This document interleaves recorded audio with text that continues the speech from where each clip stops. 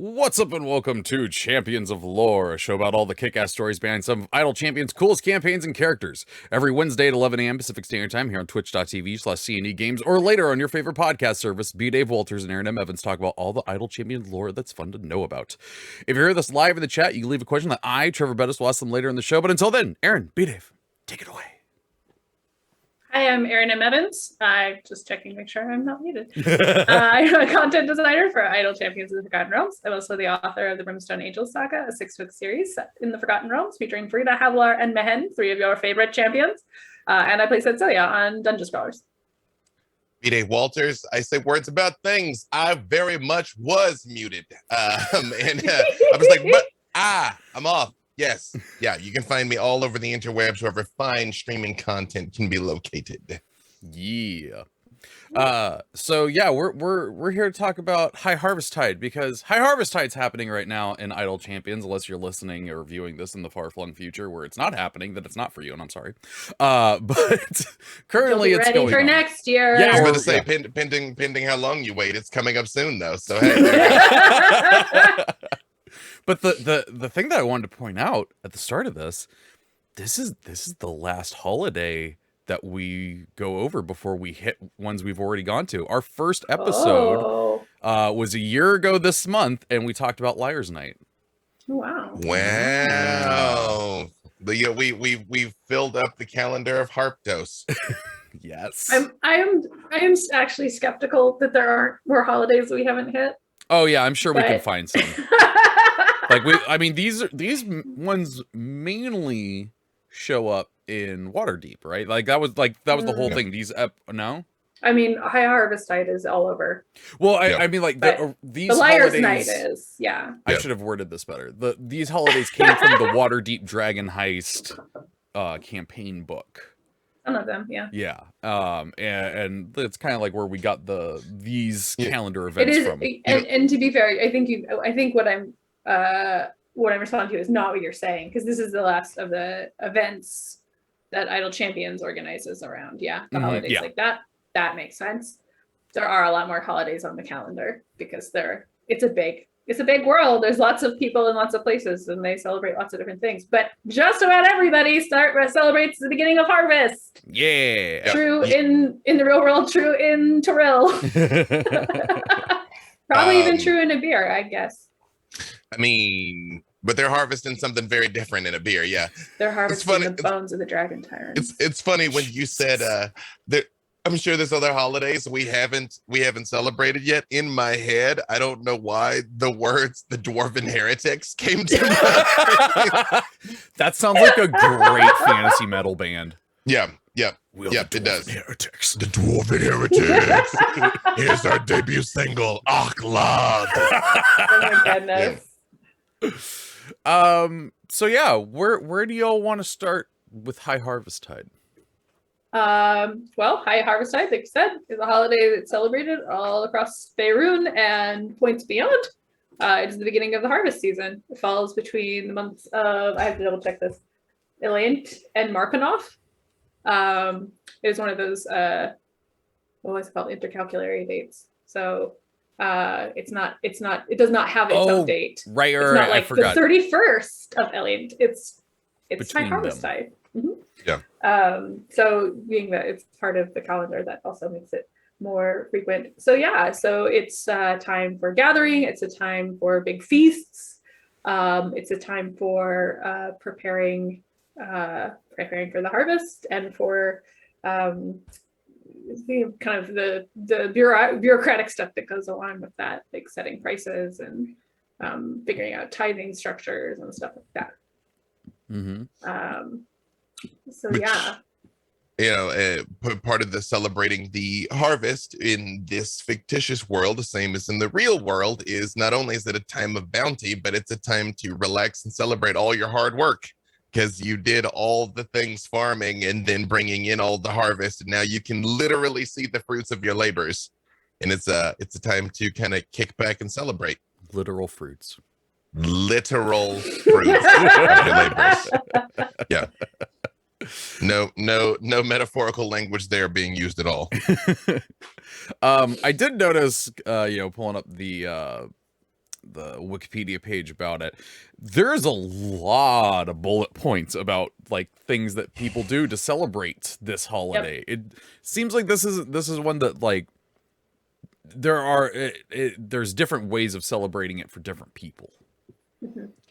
Can I just say just one quick thing before we dive into that? Because I mean, I guess we could do this too. You know what? I'm gonna go with you on this, and we'll come back to a certain goddess later. Let's we can talk about that first. A certain goddess is actually lacking in these bullet points. Okay, then let's talk about her first. Which is funny because this is kind of her thing. She's so big. She's like, no, let the little ones have it. Chauntea,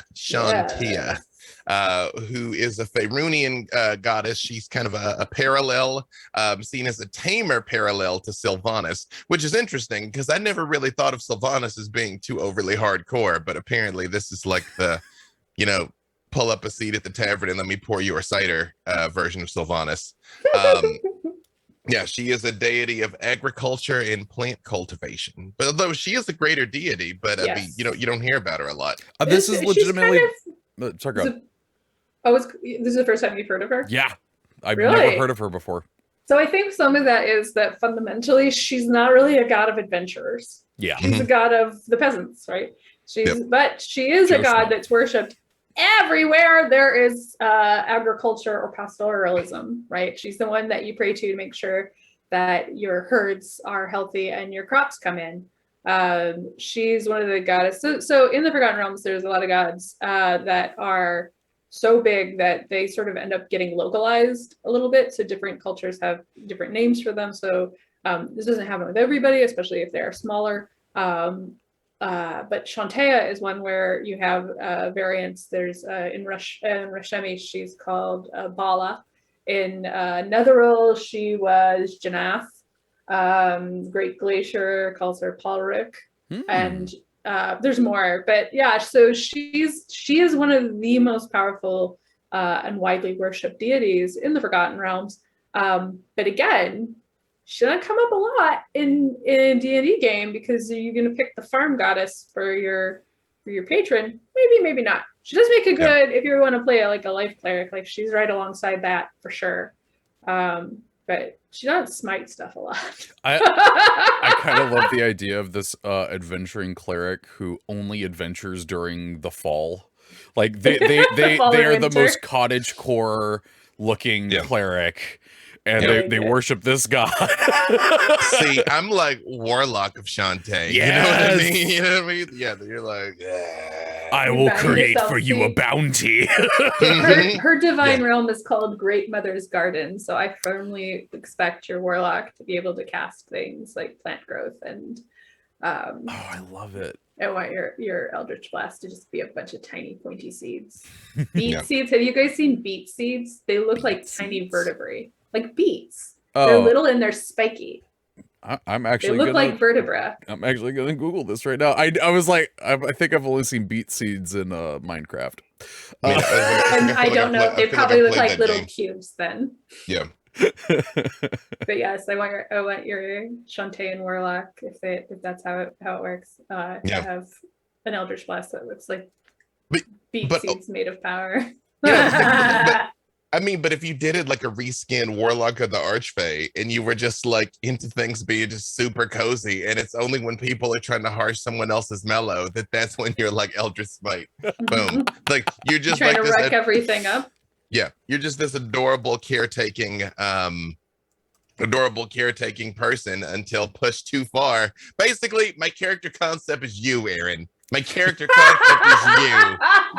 Warlock of Chauntea. Yeah.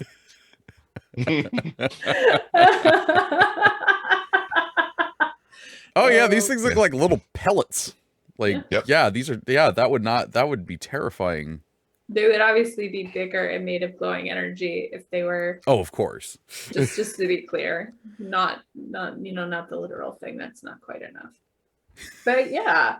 I really want to build this character now. This cottage core warlock. Yeah, we'll wear a lot of sweaters. Yeah, many. And scarves. But everybody would think this would be like a gnome or a dwarf, like a home and hearth person. No, make it like a bugbear. Make it like a bugbear. Yes. That still like, you know, knows how to like chill and relax and enjoy a good bowl of porridge, you know. I like it. That's good stuff. I will say, you know, with the Wikipedia page, I love the artwork for this god. I would actually like frame this and put it up on my wall somewhere. It just looks so cool. It's got like, you know, all the signs of fall and everything, and she's got a scythe, but she's like, no, I'm friendly, really. I'm not gonna slice your face off. Scythe Probably. is for slicing meat. Yes. Or if you get in my way. She does not like gods like Talona, who's the goddess of disease and pestilence. Like that's her big enemy. Makes sense. And I think she has complicated feel. Well, it says she doesn't like Malar, but I feel like she would have to have kind of it's complicated relationship with Malar. Because Malar is like the god of, is like the beast lord, but he's also kind of like a god of hunters. And it is tilted towards like, I like killing things, but there's still aspects like, to wind back to Highharvestide, devotees of Malar. This is the Stag's Feast, I think. And this is like, they promise to hunt through the winter for people who can't like hunt for themselves.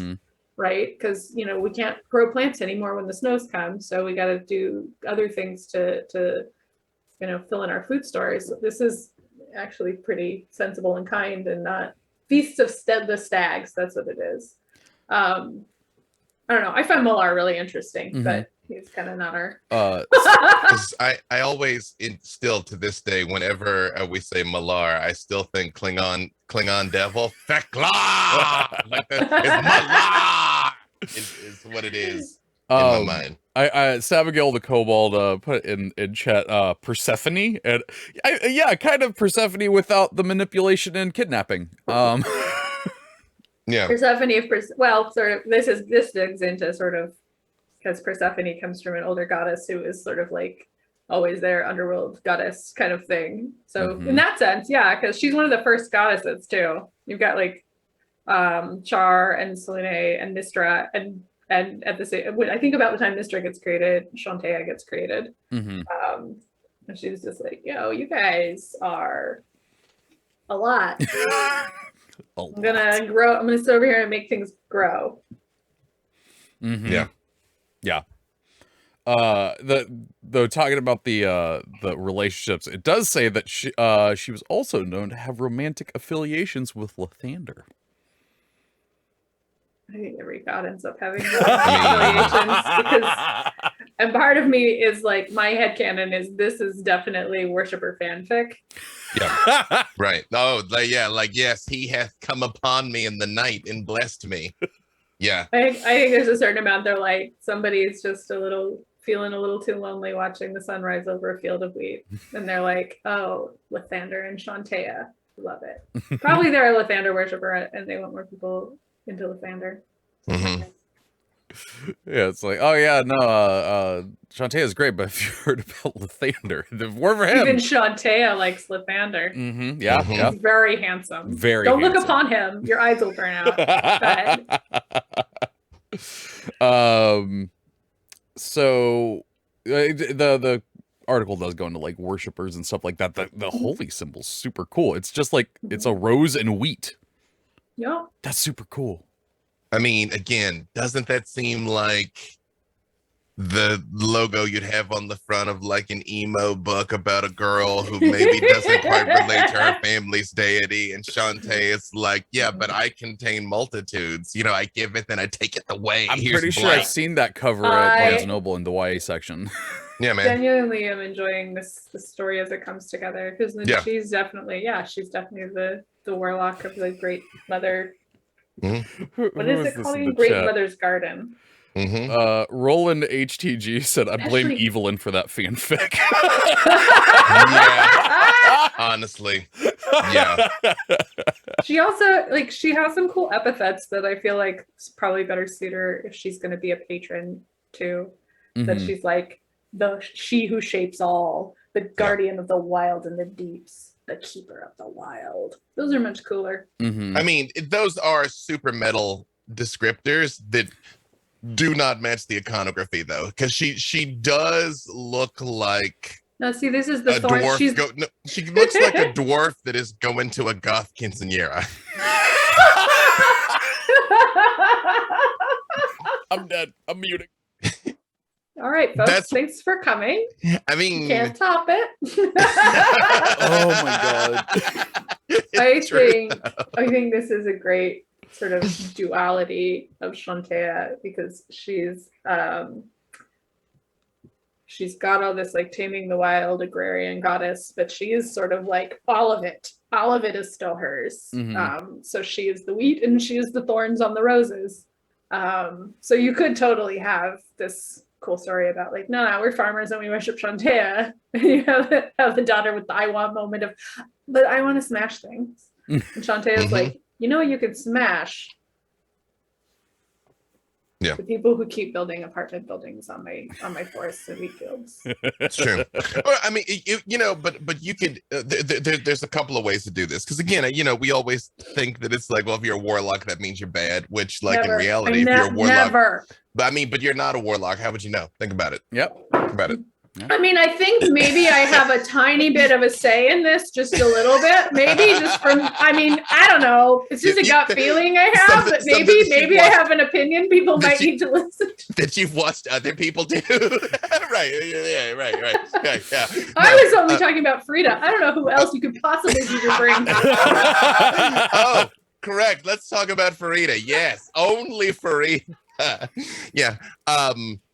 Also, friends, that's because her character on Dungeon Scrawlers is definitely not a warlock. Not a warlock That's not in me. any way, It's shape, not or me. form. It's not me. That's not me giving Erin a hard She's time. definitely a Rishani Not- masked witch. She definitely put all that work into that wizard subclass. Yes, that was what happened.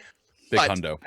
I can see a hundo P, but I can also see a world too where maybe this is not just a dark and brutal approach to this, which quite frankly is the story I'd tell, but maybe you're the local protector, almost a Robin Hoodish type person. Yeah. Whereas Chauntea is like, hey, look, they're coming to take our crops. We're being beset by brigands. There's wild animals. There's you got like a druid and a warlock of Chauntea that are like Mr. Freeze and Poison Ivy up there, protecting the wilds. Because I think everybody defaults to the ranger as the wild protector, but something like that could, or the druid, yeah. I think the only thing that's sort of required of a warlock is you probably need to want to hit stuff, because that's mostly what a warlock does, is smash stuff with magic. Yeah. But who doesn't want to smash stuff with magic? Right? Your motives are the second question. Yeah, literally kill them with kindness. Also, that is my staff that I have engraved with the word kindness. Yeah. Yep. Someone actually did point out that Farida was originally available during Highharvestide. It's all connected. Yeah, Wow. that's right. OG deep cut there. Yeah. That was Like year 2, I think. Stingwhip? I'm gonna say Stingwhip. Did you say stink whip? Stangwhip. Oh, Stingwhip. I don't think I'm saying it right. right. I mean, apologize. somebody gets stink whip though. That's Grab that Twitch name now. yep. Okay, so any other things that we want to touch on for her? I'm asking the hard questions. That's what they pay me for. She is actually she's worshipped at the start of the harvest. She is a part of Highharvestide, although she doesn't come up on the wiki page as much as my other smaller gods. But green grass is really her big holiday, which we've talked about before, which is sort of the start of spring, because that's when everything starts to grow. Yeah. I will say this: she is one of the interesting ones where I think it was around 3rd edition. It kind of happened in OG D&D, but really around 3rd edition, there was more of an attempt to sort of bring in some real world deities into the game, and so there was like overlap with like actual deities that human beings worship in the fantasy ones, and her lair, or her divine realm, the Great Mother's Garden, she shares with the Chinese god Liu, as well, that's always interesting to me, because I try to be sensitive to that, because don't get me wrong, I very much grew up with Thor first and foremost as a superhero, for instance. I mean, that's Thor to me. And then I'm like, oh, Thor is a god that people really worshipped. Oh, Thor is a god that people still worship. Oh, you know what I mean? Like, I wonder if somebody came out. Well, I was gonna say, if somebody came out with a comic that was like Super Jesus. Honestly, I think that'd be pretty metal. Honestly, it'd probably be dorky. I've seen Super Jesus comics. Yeah, I saw that at Comic-Con. Yeah, never mind. I've seen it. It was lame. But if somebody did it where you're like a warlock of Jesus, like I'd read that book. I wouldn't be offended by that. But I feel like that's somehow Constantine. that's Constantine. Constantine's a warlock of Jesus. Yep. You're right. Yep.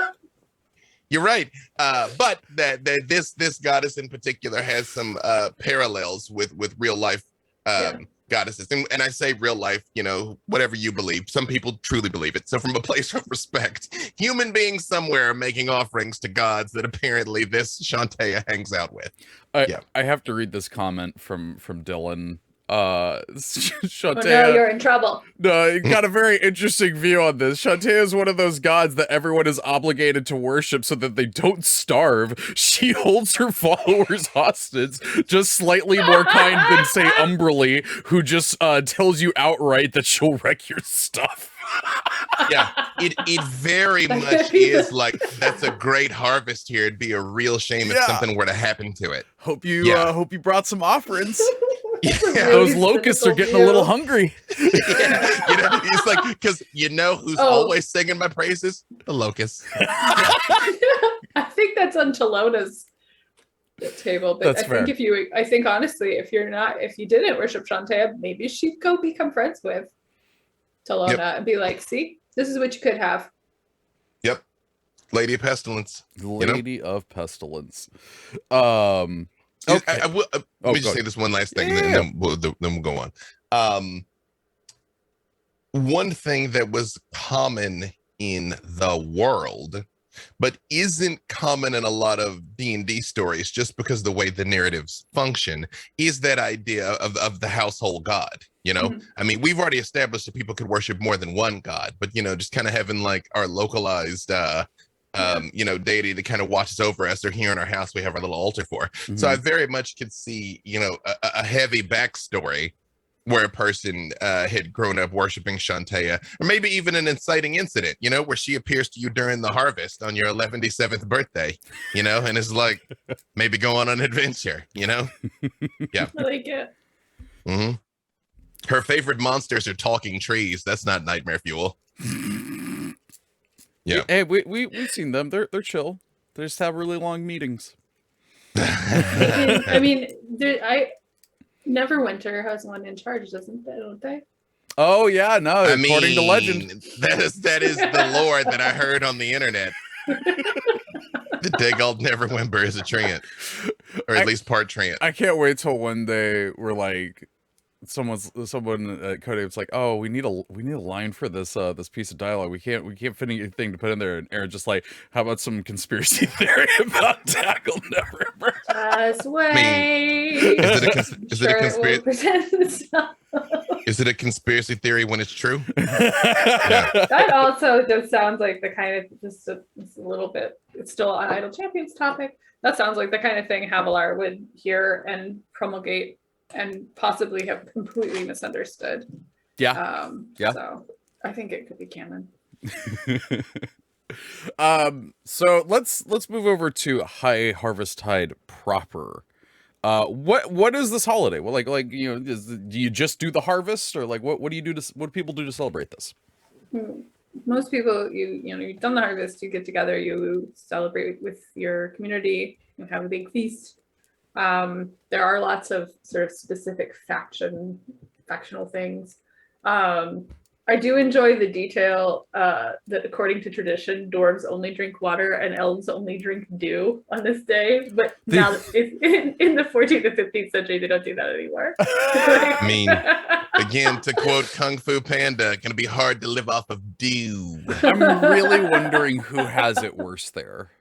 Like the dwarves that only drink water, or the elf that's just like, I gotta find a leaf. I I feel mean, like the dwarves definitely think they have it worse. Like the dwarves feel worse. I feel like there would be a loophole, an indulgence kind of thing here where it's like, yes, we only drink dew. This wine was made with some dew in it. It counts. So we're good. The dwarves are like, oh, this beer began as water. And now is beer. So Miraculously. I love that. It's like, oh, is she on here? It's not Hala Brightaxe. I would have thought she was on here. She's like a dwarven renewal goddess kind of thing. She's oh, she blessed it. The water it turned into beer with the careful addition of some barley and hops. Oh no. What a miracle! That's probably how it fell out of favor. Mm-hmm. So let's see. So the dwarves do have several specific things in here. They are kind of predictably martial. I was saying beforehand, the Gormgulfin gather for ritual salutes, martial weapons displays, chanted prayers, and offering of weapons. This is so similar to, I was looking at Feast of the Moon the other day for unrelated reasons. This is also what they do on Feast of the Moon, pretty similarly. Yeah, they just do their thing. They've also got Dugmar and Brightmantle. They spend the morning in thoughtful meditation, and then they go to a scholarly symposium. That's a little less expected. That's an interesting one. Yeah. That like meditation I kind of get for like a fall festival and everything like that, but the symposium is an interesting one. Let's go hear someone talk at us for a while now. Let's go have a TED talk while we kick back and drink some dew. This is also a thing I always find interesting because presumably in a world that is polytheistic, you kind of worship a lot of these gods. And so for these ones where there are overlapping things, do you try and do them all? Do you pick one? Do they have combined things where like you meditate and then do ritual salutes do a symposium on ritual salutes? Combo? Unclear. Yeah. I mean, you got to think in a metropolitan area like Waterdeep, for instance, you probably can get a bit of all of this, you know, like it's sort of, it's all out there as you sort of like make your way through the streets and like kick back, take in a symposium, you know. I would definitely expect Waterdeep to just be like, it's Highharvestide, it's festival everywhere, and so you can go through like, here's the, the dwarven neighborhood has their traditions and the elven neighborhood has their traditions, and you can just kind of go through all of them and have it make a whole day of it. That's what's great in living in a multicultural city like Waterdeep. Yeah. This one so far has been my favorite bullet point.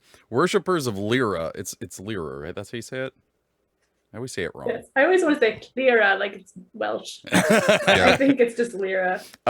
Worshippers of Lyra open a holy festival with the Swords Cast Down ritual, in which weapons are thrown on the ground with chanting and covered with fresh flowers. Which just makes me think of Lady of Joy. Yep. It just makes me think of Thor, though, just throwing down a longsword. Another! Yep. Blacksmiths are busy that day. But also walking into a town and seeing just hundreds of weapons sprawled out on the ground with flowers on top of them. Utterly I want to do that to my players. Just describe that town when they walk in and just see what they do. The rogue just starts picking them up. It's also worth mentioning, Highharvestide is holy for Sylvanas. We mentioned Sylvanas briefly. I don't know, have we done an episode about Sylvanas? I know she's come up a few times. She's come up, but not have her whole thing. Yeah. Hold up, I'm talking about Sylvanas, the dude. Oh. The Oak Father. I think that's because B-Dave and I played a lot of World of Warcraft. Is that a goddess in World of Warcraft? She's a very, very important character who's been done massively dirty over the years in her narrative. Yeah. I'm sorry. I just revealed I don't I'll sing the Cinderella song, Trevor. As much as I hate the Horde, I love that part. Yeah. Yeah, Sylvanas is sort of in Forgotten Realms a counterpart to Chauntea, where Chauntea is is about all of nature, but is more focused on agriculture and pastoralism and growth. Sylvanas is the god of the wilds and the forests and the druids, basically. He has kind of old forms and young forms. He's, the oak father, and he's the horned hunter. The Oak Father one is interesting, and I think that ties into something on here with Sylvanas. Is worshippers of Sylvanas consider Highharvestide holy and often give sacrifice by breaking and burying an object constructed of wood. That's super cool. I feel like we talked. Oh, it's because when we did Liar's Night, we did Two Truths and a Lie, and that was one of them. I was like, we talked about that. There we go. We should do that again. That was fun. That would be a lot of fun to do. Because there's a lot of fun little details like that. Yeah. So you were talking more about Sylvanas, and I interrupted you. It's okay. I'm trying to remember what I was saying about Sylvanas, because we're just hopping all around the pantheon today. I mean, I'm over here still singing the Cinderella song in my head. So. P. Dave is busy. Yeah. Oh my gosh, the freaking artwork is another one that I would put up on my wall. Go, listeners, these are both from go Google them. Faiths and Pantheons, the 3rd edition book. Which thing? The Sylvanas one? Yeah, Sylvanas and Oak Father. Man, that is cool. That book pretty neat. Is really pretty. Which book was that? It is. Faiths and Pantheons. Yeah, Faiths and Pantheons was a really great one. Yeah, it was a really great one. It's a good book with a lot of good art. Now I'm looking that up. I'm not doing toasting duties anymore. I'm like, hey, is there a book? I'm just gonna look at the art here. This is an interesting thing as you look at these festivals, and again, just like in the real world parallels, how everybody wants different things, and different people are asking their gods for different things. Like worshippers of Talos are calling for storms and lightning, and I'm like, yeah, but why do you want to rain out the festival, man? Like, what are you talking about? They still have a festival in the rain. They dance in the rain. It's true. I have to admit, that's one of those that I would love to dig into. What is a worshiper of Talos getting out of this, and how does it function? They get to set fire to the rain. God dang it. Oh my god. I mean, I guess if you're just looking for a sign, which Talos. Go ahead. Oh, I was gonna say, like with Umberly, right? Like Umberly is terrible. We've established she's, but generally you worship Umberly to like keep her quiet, keep her happy. Yeah. Like you can have an evil cult of Umberly, sure, but general worship of Umberly is like, look, I brought you a present. Let me take it back. Yeah, please don't wreck my boat. Yeah. And so maybe there's more of that, but it's that's one of those that if I had a novel to dig into it, I would love to unpack, because I think what are they called? There's a group of gods, and they're just the gods of messing up stuff. I mean, you're I feel like I'm a part of that. You were correct. Oftentimes, what you were asking Umberly for was to ignore you. That's true. A lot of times, worship of storm deities, which is very common in our world, and a lot of major religions started with the worship of storm deities. And it's both. It is because it was a very easily visualized force of nature and destruction, and that it was like, dude, bring rain to us but bring lightning to them. You got Zeus on one hand, you got Set on the other. The thrower of lightning can be a lot of things. You're not like lightning here. Let's do a ritual for it. You're like, come down off the mountain and smite the non-believers. Non-believers. They are the deities of shine. Right. And now I need a pink and a blue cleric. I'm just standing there going, shine as the lightning bolts are coming down. There were two other bullet points on here that I saw that were interesting. One, it is said that the Stag King sometimes appears floating above a bonfire, pretending that those who see him are destined for adventure in the coming year, which I think is a portending, not pretending. Oh, portending. My bad. That's a different thing. Yeah. Yeah, my I bad. love pretending. Yeah, because the Stag King's kind of like, this guy's gonna have a great year. This guy's gonna have a This great guy- year over this here. guy- Adventure. The 9-year-old Yeah. woman is like, I don't think I'm gonna do that. No, it's gonna be Hard pass. fantastic. Trust me. Yeah, I came But here. I- I came here. The image I had in my head was like this adventurer that like, was like, I'm done with adventuring. I'm so over it. Last thing I want to do, Stag King shows up on Highharvestide. Really? Yeah, Come on, I'm so tired. that is the great inciting incident, by the way. That he's It's like, boom, great, surprise. great but lazy. Yeah, great but It's lazy. like, your birdie says are on the fire. The Stag King appears because you gotta go adventuring. Yeah. And I also like that it doesn't tell them Back it with about something the else that's adventure. better. Nah, he's just like, we're gonna have some fun. Yeah, it's like, can I at what are least we know, like, supposed can to I get like a do? window instead of like a year? Nah. Nah. Is it like a fun adventure? Don't know. You're gonna have to find out. It's like, this is outside of my wheelhouse. It's really your problem now. Yeah, I'm just here to tell I you it's gonna like happen. it. I like it as an accent too. So it's like you see that, and then you get an inciting incident. You're like, ah, crap. Well, especially because then it turns out it was a local illusionist and not the Stag King at all. You know what I mean? And like, boom, major the guy image. who wants you to go find his treasure, Yeah, to save his caravan, is like, Yep. "Woo-loo-loo-loo."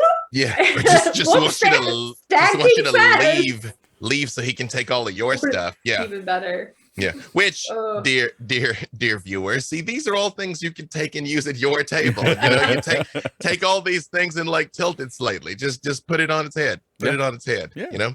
The other Surprise one I people. thought was interesting that in 414 DR, Kelvin Aronson was born. This is his birthday. Mhm.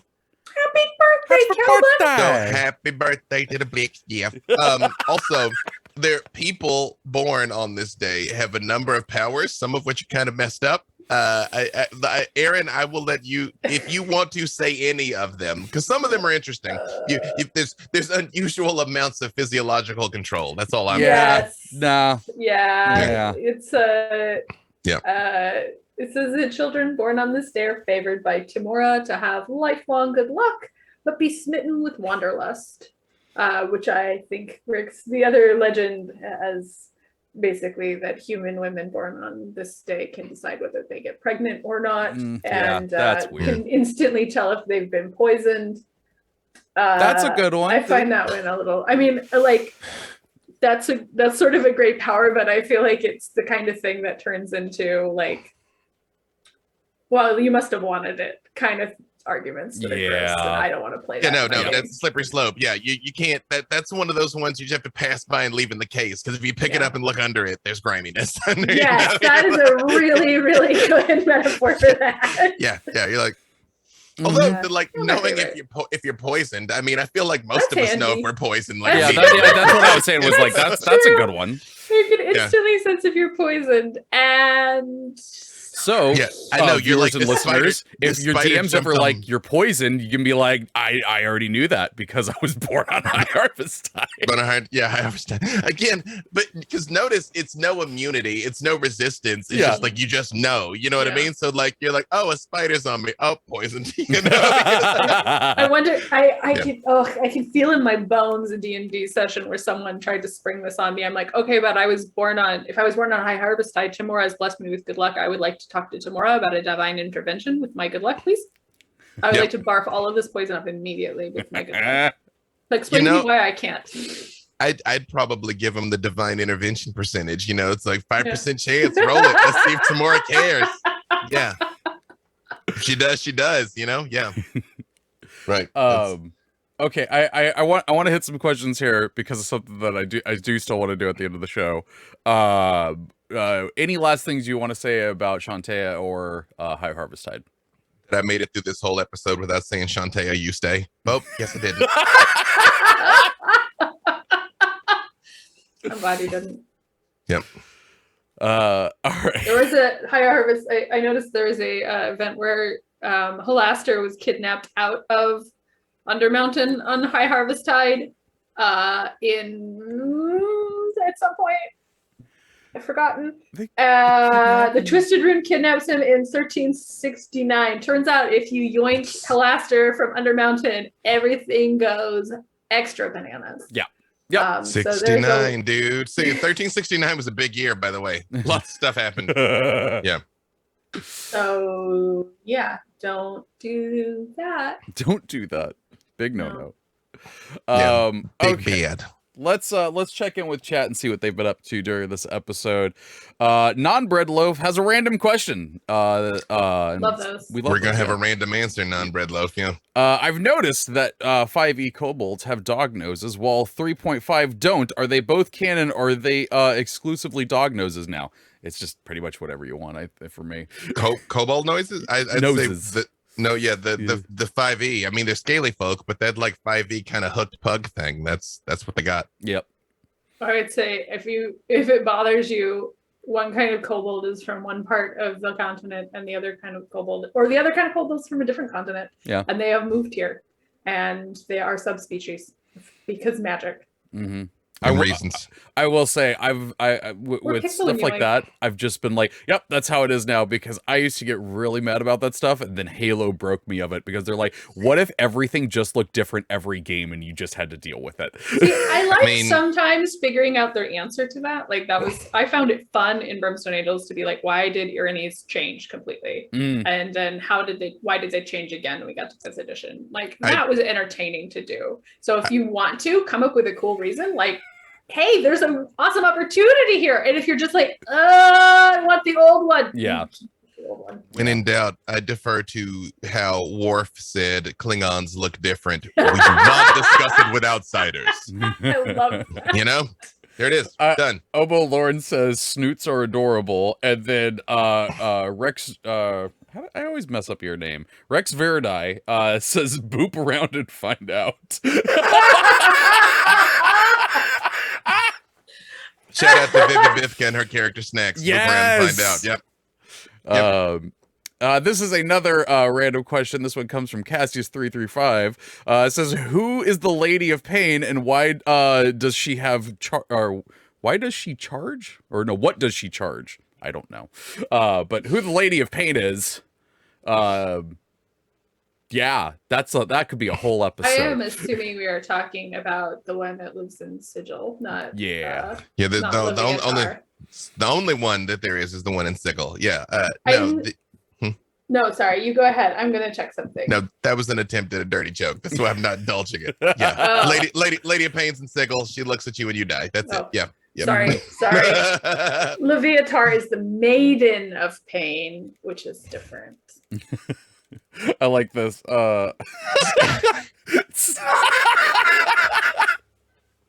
Guess who just put a comment in chat? Stink Whip. Happy birthday, Stink Whip. Welcome. I think it might be the same person, but before that is killing me.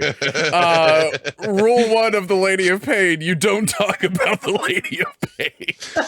Rule 2 of Lady of Pain: you do not look at the Lady of Pain. Yeah, that is all true. Yeah. Yeah. If there was some shenanigans with stuff connected to that and that one shot that I ran for Erin and some cool people. Let's see. This is gonna be a fun one. Nox. I can't say your name. Nox and I can't do it.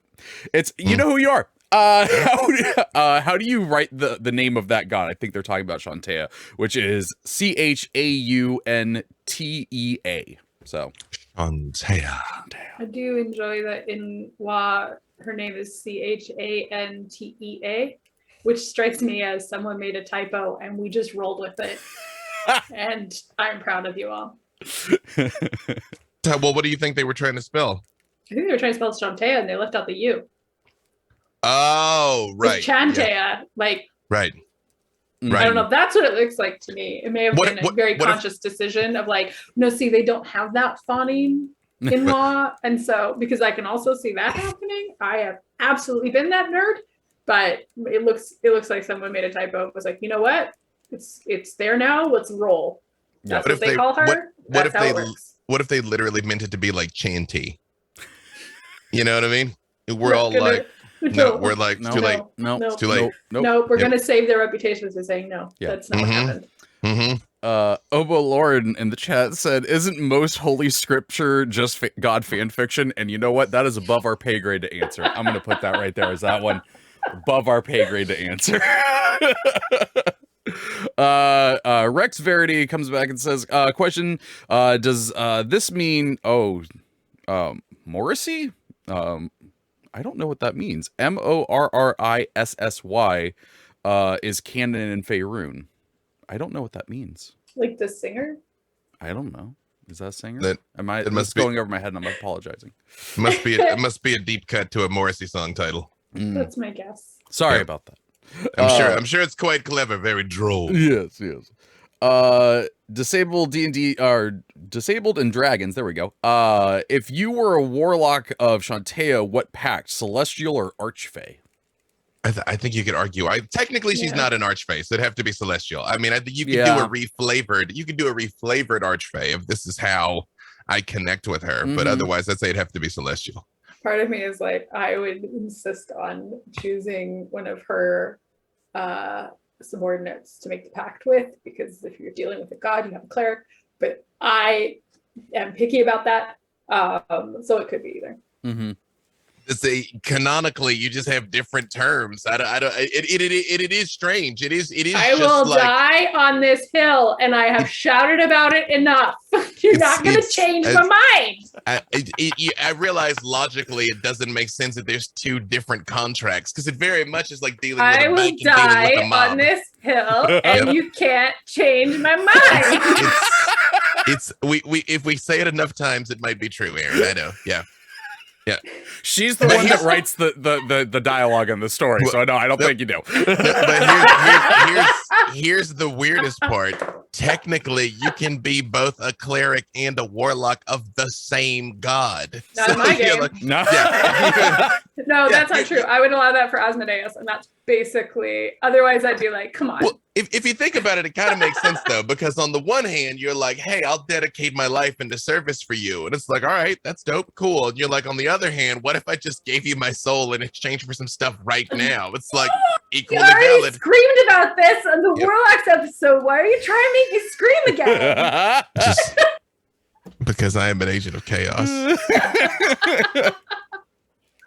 I'm like, that's how you get warlocks of Chauntea. That's it right there. Yeah, that's it. That's how it happens. Yeah.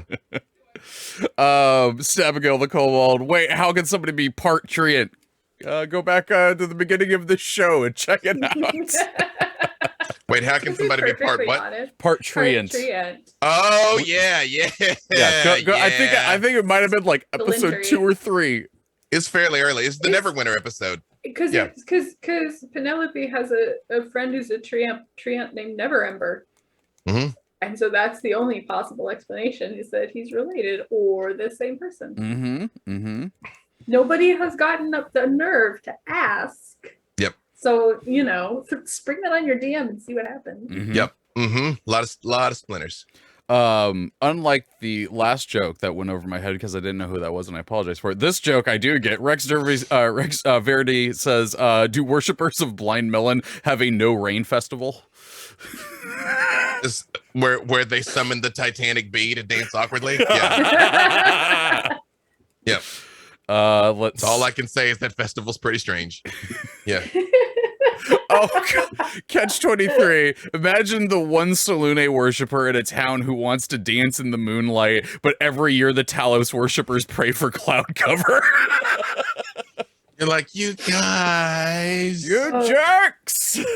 There's something about, if you ever heard that old the parallel between the old man that had 2 daughters, and one made ceramic tiles, and so she prayed for sunshine so that her tiles could dry, and the other daughter sold umbrellas, so she always prayed for rain so that it would rain, and the old man never knew which child to pray for.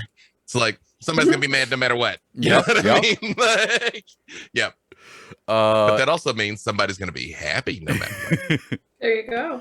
Non-bred loaf comes back and says, do peasants dive behind bushes when the Stag King arrives? No adventurer here. Nope, no, nothing here. I'm tired of it. I'm over it. You in the bush. Yeah, right. The bush catches on fire. And the Dead King appears over it. It's like, I Mhm. can make a fire here too. Mm-hmm. Yep. Rex Verdi with the last one here. Typo, the goddess of spelling errors, and I hate how she has blessed me. I'm definitely a paladin of that god. Okay, so we're getting towards the end of the show here. Erin had a story that she wanted to share, and I had a story I wanted to share, and we wanted to tie this into High Harvestide, but there was nothing about telling stories. But I still think it would be funny to do.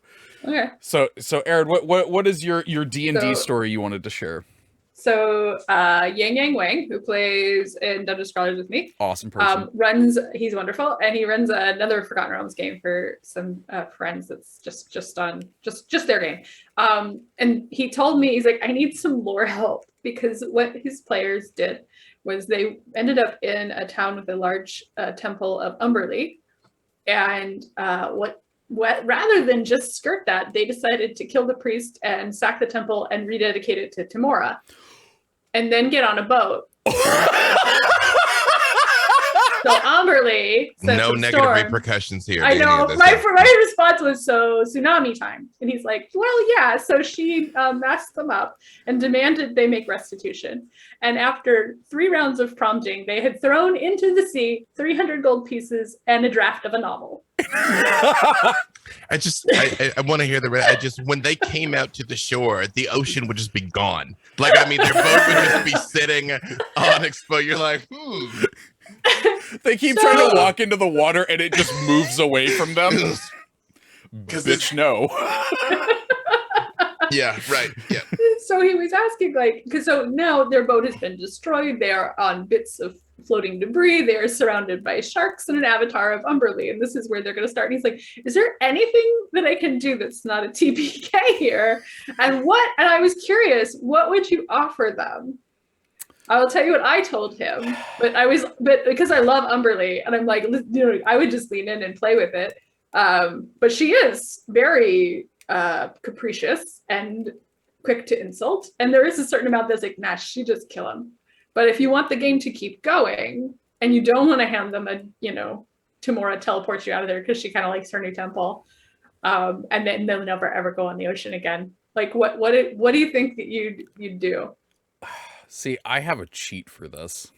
I would offer to rededicate her temple and take 2 more temples from other gods and dedicate them to Umberlee. So I don't know that they understand exactly how boned they are, but I only know from the DM side. Overlord says someone needs to become a warlock of Umberlee right now. My so what was yours, Trevor? What's your cheat? So because you're asking, like, as a DM, what would you do? Mm-hmm. Yeah, like what would you offer them that isn't like I guess try to fight this goddess and all her.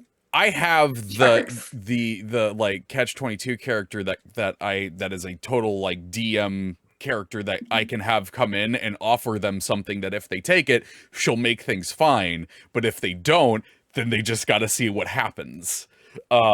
Most everyone has taken the deal. They don't know why that's bad yet, but yeah. But as like if I didn't have that, I don't know. I think I'd probably just pull some BS about like, oh no, another god that has a problem with Umberlee like is rolling in right now at the same time, and now you have 2 avatars fighting in front of you, around you. Do your best to get out. Like, distraction, pocket sand. Yeah. I suggested he said they have they have a priest of Chauntea, and he was gonna suggest that they had to sacrifice that one character. Jeez. And I was like, you know what she should make them do? She should tell them they have to go sink a ship full of like Highharvestide pilgrims or something for her. That's a proper tribute. Put that in the bottom of the sea, and that at least buys them some time to think of something else. But I also think that they're in an Odyssey situation. She can't let them off the ocean. Then she's going to mess with them as long as possible. My other thought was she turns them all into were-sharks and takes them home.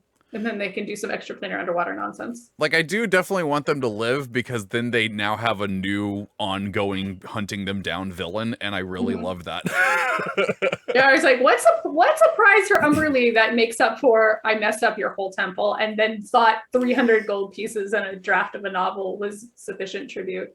See, this person in chat, they understand me. This is Brian Kozeski. I think that's how you say it. Have a spell jammer sail down. That is exactly my style. Where it's just like, all right, let's just go wild. I hope they get some. Well, I'm sure that Yang will think of something clever to offer them, and I hope they take it and don't just get smashed into pieces and eaten by sharks.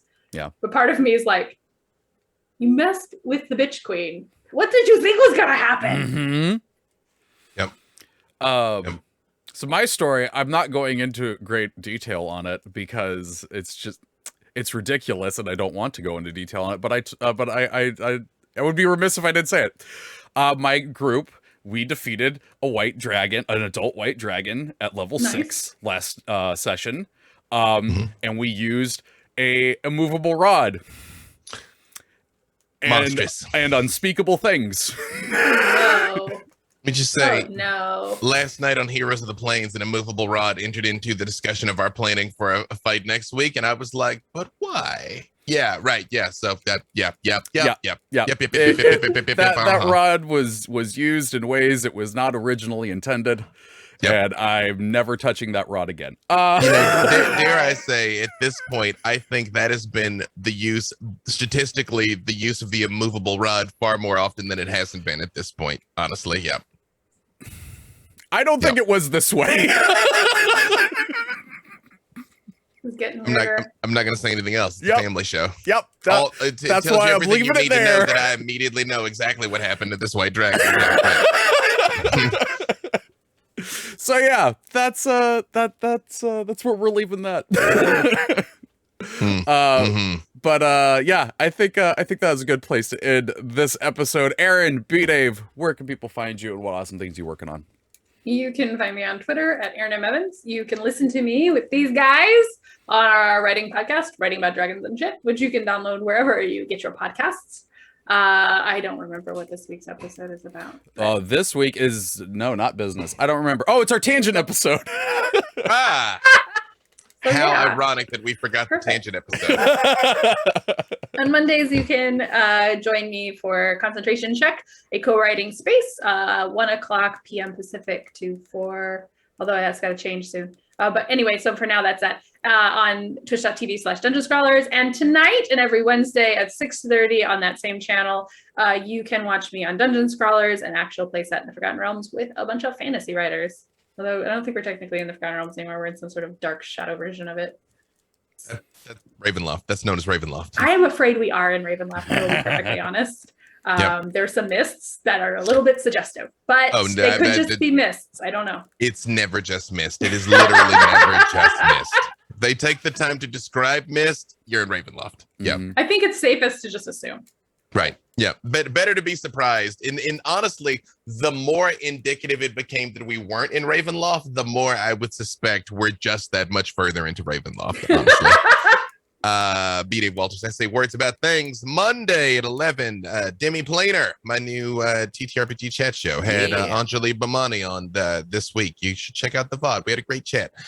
Tuesday, Heroes of the Plains. Wednesday, This With These Beautiful People. Thursday, Black Dice Society, my Ravenloft game, so I can speak to this with some authority about when you're in Ravenloft.